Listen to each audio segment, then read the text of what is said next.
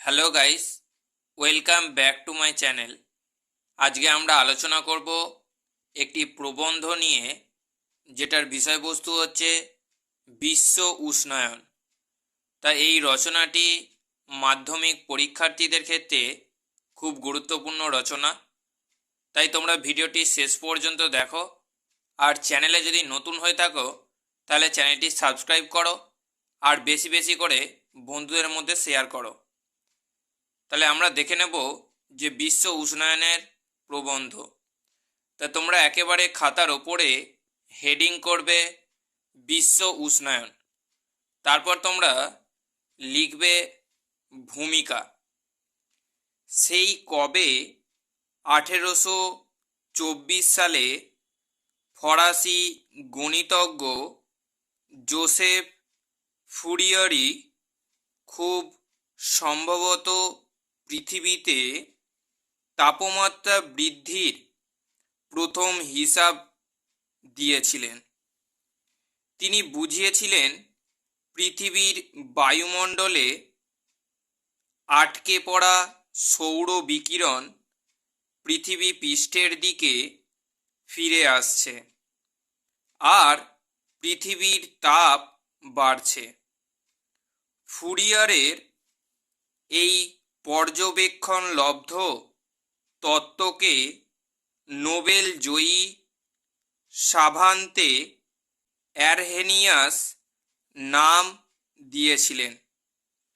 Greenhouse effect, যার মূল বক্তব্য হল আমাদের এই সবুজ পৃথিবীর ওপর সৃষ্ট একটা কোনো প্রভাব পৃথিবীর তাপমাত্রাকে বাড়িয়ে দিচ্ছে।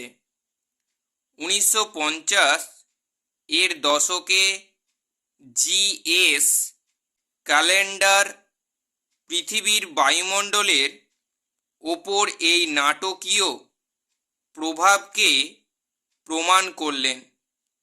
এরপর বিভিন্ন গাণিতিক মডেল থেকে প্রমাণ হতে থাকে মানুষের অবিমিশ্রকারী ক্রিয়াকর্মই পরিবেশের ওপর প্রভাব বিস্তার করে বিশ্বকে উষ্ণায়নের দিকে এগিয়ে নিয়ে যাচ্ছে। মানুষের বিচারহীন ভোগ ও উন্নয়ন প্রক্রিয়ায় তৈরি হওয়া কার্বন ডাইঅক্সাইড, মিথেন, ক্লোরোফ্লুরোকার্বন এবং নাইট্রাস অক্সাইড মতো জ্বলনশীল যৌগ পদার্থগুলি হু হু করে বেড়ে যাচ্ছে। আমাদের এই সবুজ পৃথিবীর বুকে এবং এই দাহিকা শক্তিগুলি প্রভাবে পরপরই বেড়ে চলেছে পৃথিবীর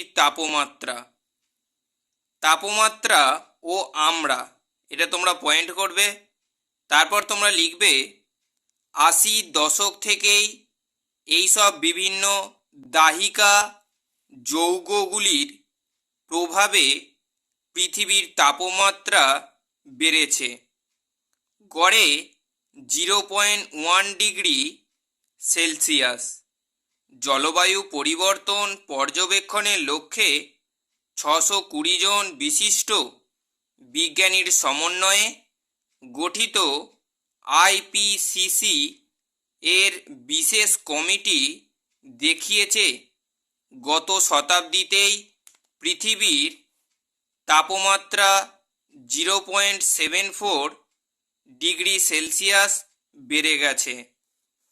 বিশ্বের এই গড় তাপমাত্রা বৃদ্ধির আমাদের উন্নয়নকে প্রতিহত করেছে। সবচেয়ে দুঃখের বিষয় হল খাদ্য দারিদ্র্য ও ক্ষুধা, শিশু মৃত্যু, জল, স্বাস্থ্য ও অনাময়ের মতো 8টি বিষয় নিয়ে পৃথিবীর 189টি দেশের সঙ্গে আমরাও রাষ্ট্রসংঘের কাছে সহস্রাব্দের উন্নয়নের লক্ষ্য পূরণে যে ব্রত গ্রহণ করেছিলাম, এখনও সেই লক্ষ্যে পৌঁছাতে পারেনি।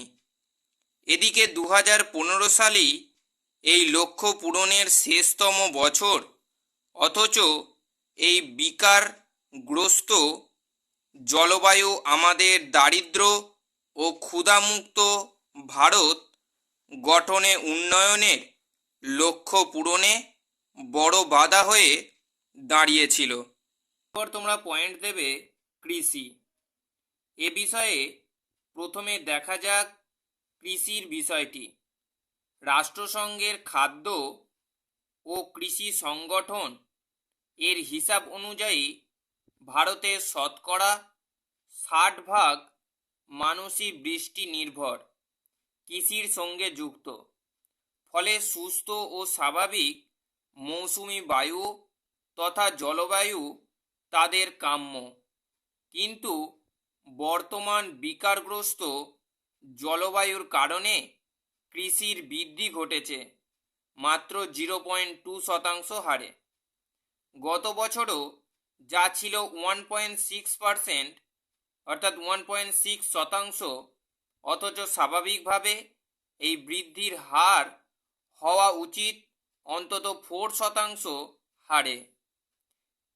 জলবায়ু পরিবর্তন নিয়ে লেম্যান ভ্রাতৃদ্বয়ের তৈরি একটি প্রতিবেদনে দেখা যাচ্ছে প্রতি 2 ডিগ্রি তাপমাত্রা বৃদ্ধির কারণে কৃষি উৎপাদন যে পরিমাণে কমবে তাতে ভারতের জিডিপি 5%, অর্থাৎ 5% পর্যন্ত হ্রাস পাবে। এর ফলে কি হবে তা বলার অপেক্ষা রাখে না। এরপর তোমরা পয়েন্ট দেবে জল।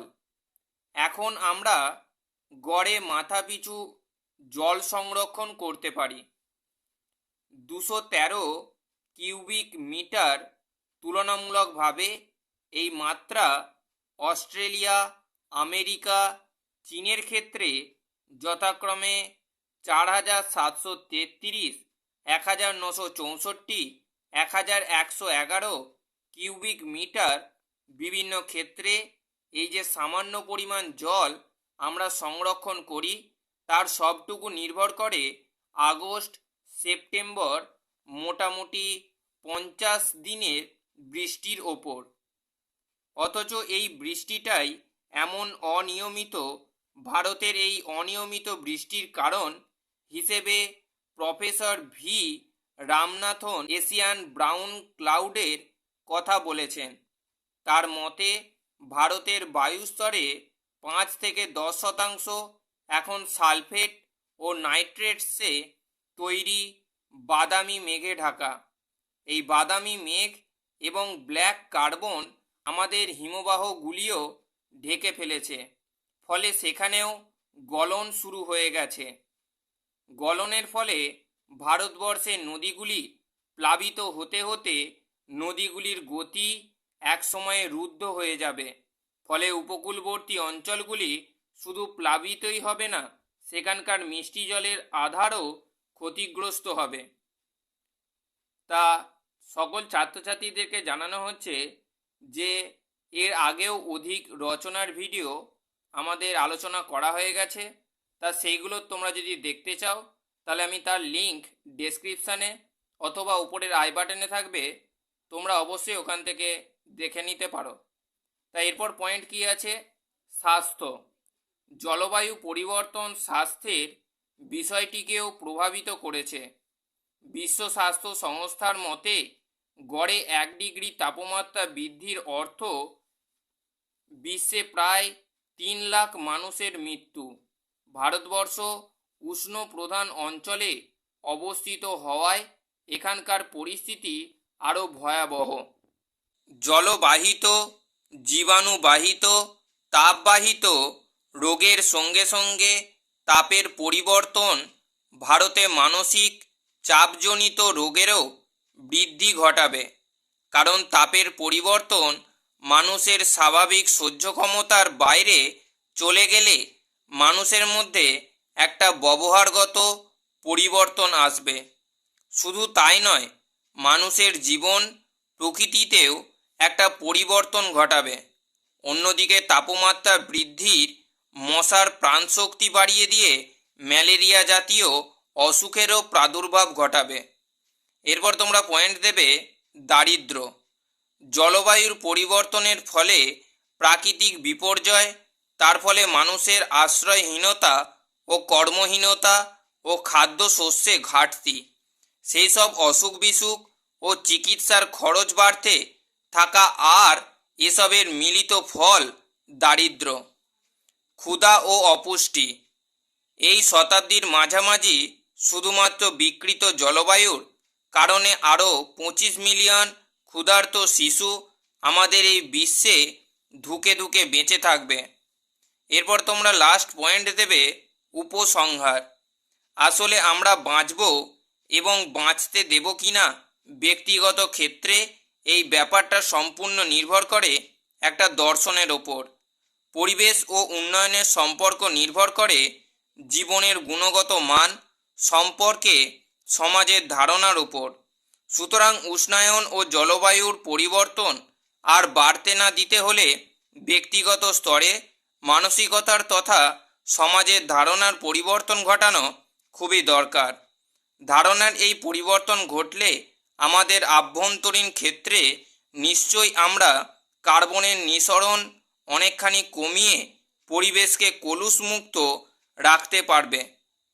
সুতরাং এইভাবে যদি আমরা ব্যক্তিগত স্তরে প্রয়োজনের অতিরিক্ত ভোগের মাত্রা কমিয়ে পরিবর্তিত পরিস্থিতির মোকাবিলার জন্য বিভিন্ন বিকল্প পথ এবং পুনর্বীকরণযোগ্য ব্যবস্থা গ্রহণ করতে পারি, তবে আমরা আমাদের প্রকৃতিকে আবার আগে স্বাভাবিক ছন্দে পুরোপুরি ফিরিয়ে আনতে না পারলেও পরিস্থিতির সঙ্গে মোকাবিলা করতে পারব। লক্ষাধিক বছর আগেও যদি পশ্চিম আন্টার্কটিকার তাপমাত্রা 7 থেকে 10 ডিগ্রি বৃদ্ধি পেয়ে থাকি, ঋগ্বেদের যুগের 8 ঋতুর থেকে যদি আমরা ক্রমে 6 ঋতুতে বেঁচে থাকতে পারি, তবে জলবায়ু পরিবর্তনের এই বর্তমান পরিস্থিতিতে আমাদের বেঁচে থাকার চেষ্টা তো করতেই হবে। তাই এটাই ছিল বিশ্ব উষ্ণায়নের এই প্রবন্ধ, যেটা তোমাদের সামনে আমি তুলে ধরলাম। যদি ভিডিওটি ভালো লাগে তাহলে লাইক করো আর বেশি বেশি করে বন্ধুদের মধ্যে শেয়ার করো। তাই এখানে ভিডিওটি শেষ করলাম।